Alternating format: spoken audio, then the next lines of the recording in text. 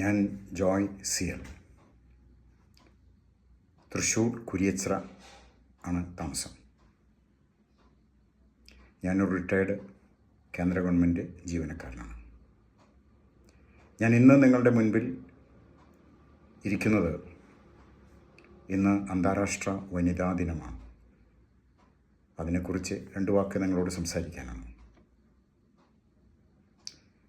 ഞാൻ 5 സഹോദരിമാരുടെ സഹോദരനും 2 പെൺമക്കളുടെ അപ്പനുമാണ്. അതുകൊണ്ട് വനിതാ ദിനത്തെക്കുറിച്ച് സംസാരിക്കാൻ ആധികാരികമായി തന്നെ എനിക്ക് അവകാശമുണ്ട് എന്ന് ഞാൻ വിശ്വസിക്കുന്നു. മാർച്ച് 8, 2025 ഇന്ന് 51ാം അന്താരാഷ്ട്ര വനിതാ ദിനം ആണ് ഇന്നത്തെ ദിവസം. 1975 മാർച്ച് 8 അന്താരാഷ്ട്ര വനിതാ ദിനം ആചരിക്കാൻ തുടങ്ങിയത്. 1975 മാർച്ച് 8 മുതൽ 1976 മാർച്ച് 8 വരെയുള്ള കാലയളവ് അന്താരാഷ്ട്ര വനിതാ വർഷമായി ഐക്യരാഷ്ട്രസഭ പ്രഖ്യാപിച്ചു. അതിനുശേഷം എല്ലാ വർഷവും മാർച്ച് 8 വനിതാ ദിനമായി ആചരിക്കാൻ തുടങ്ങി. ലോക ജനസംഖ്യയിൽ പകുതിയിലേറെ വരുന്ന സ്ത്രീകൾ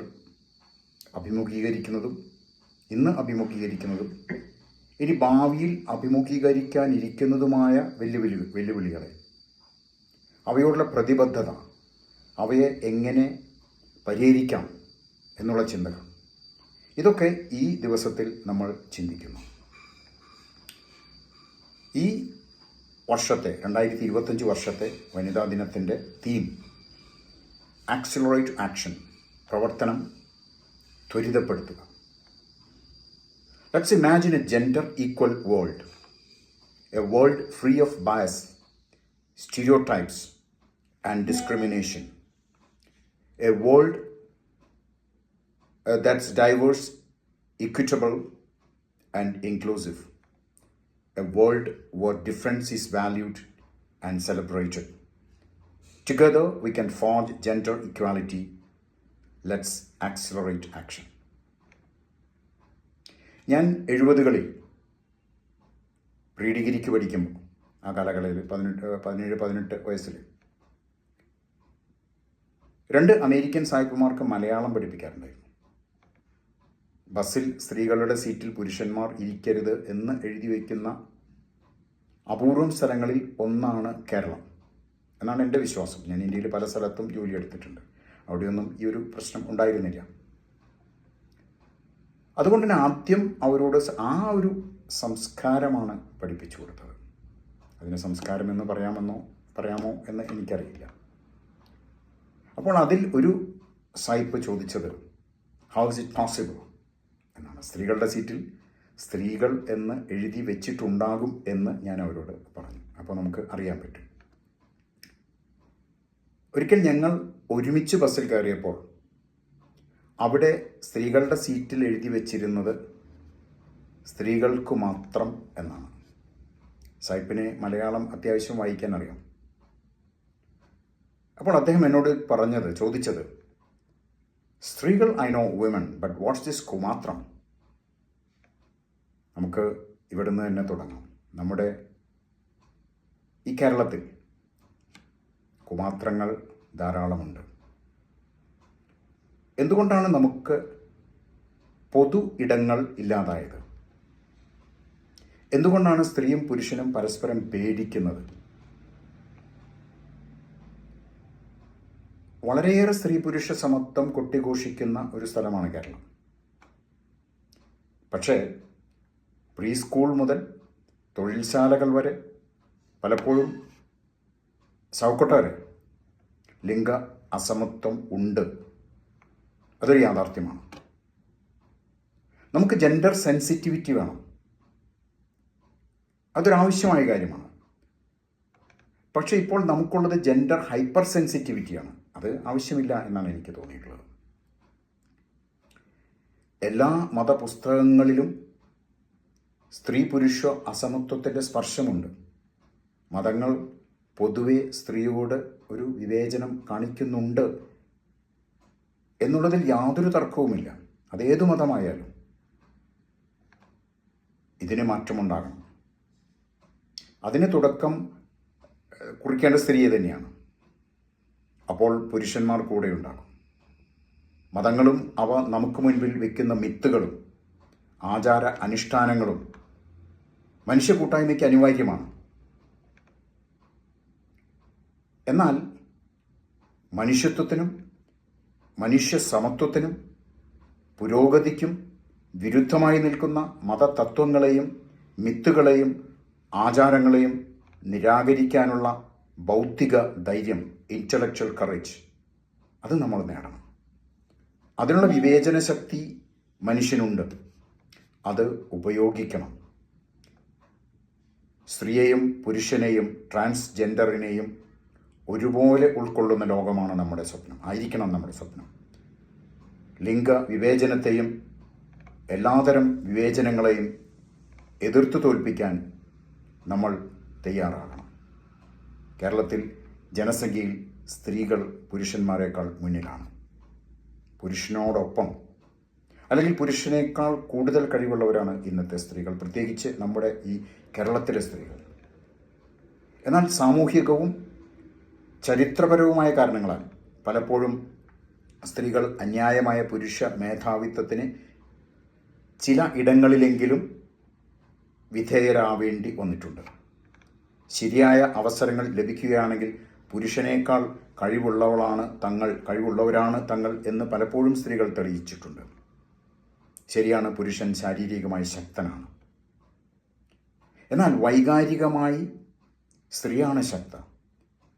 വൈകാരിക പൂർണ്ണത കൈവരിച്ചവളാണ് സ്ത്രീ.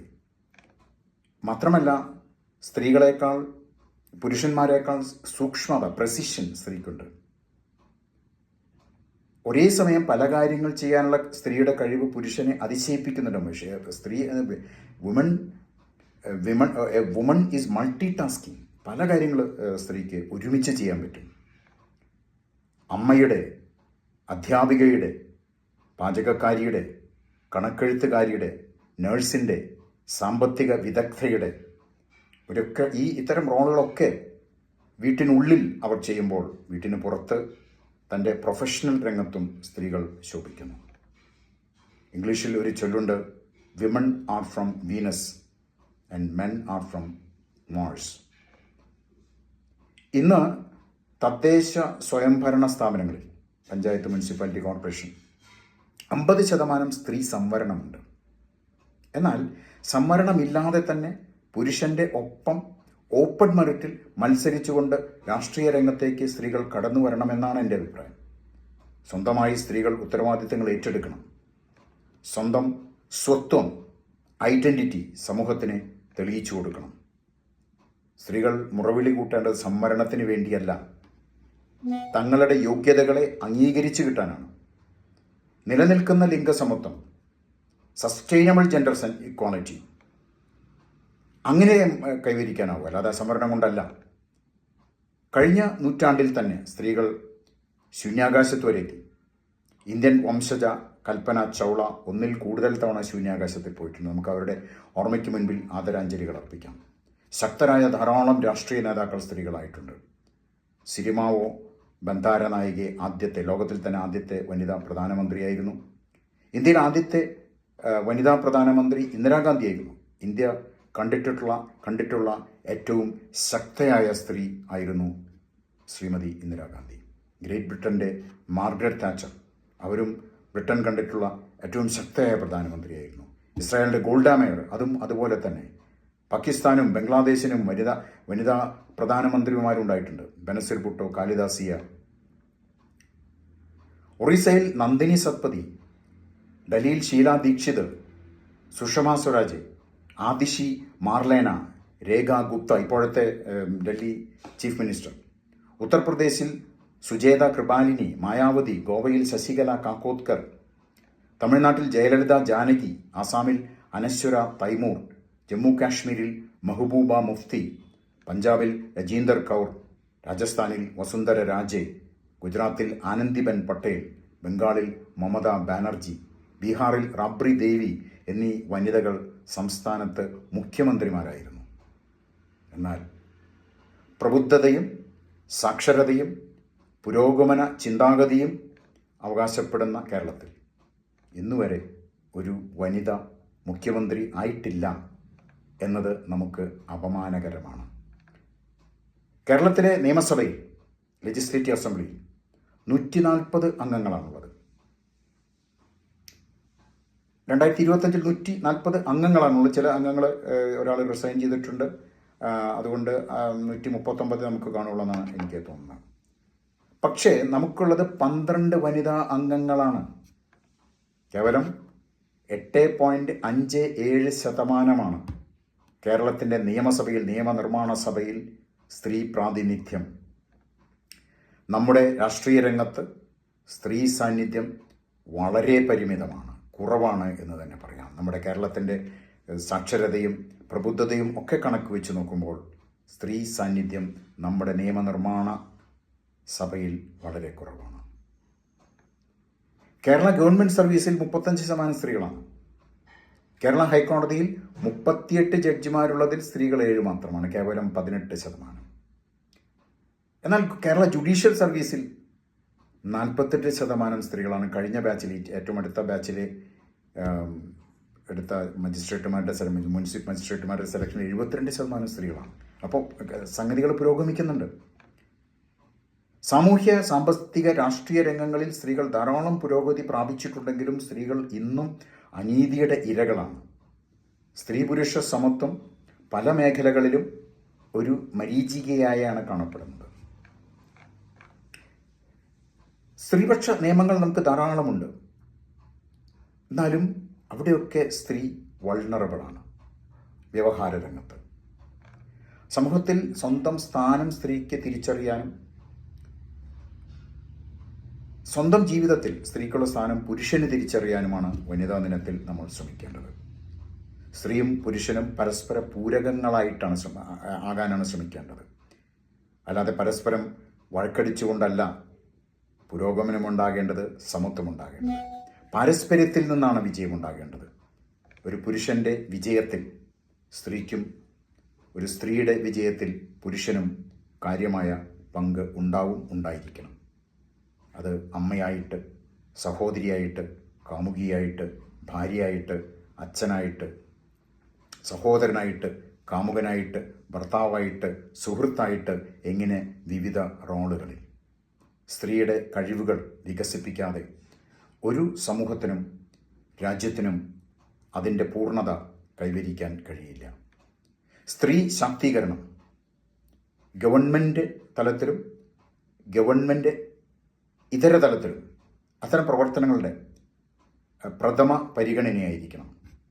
ഇംഗ്ലീഷിൽ ഒരു ചൊല്ലുണ്ട്, if you educate a man you educate only one person, but if you educate a woman you educate the entire family.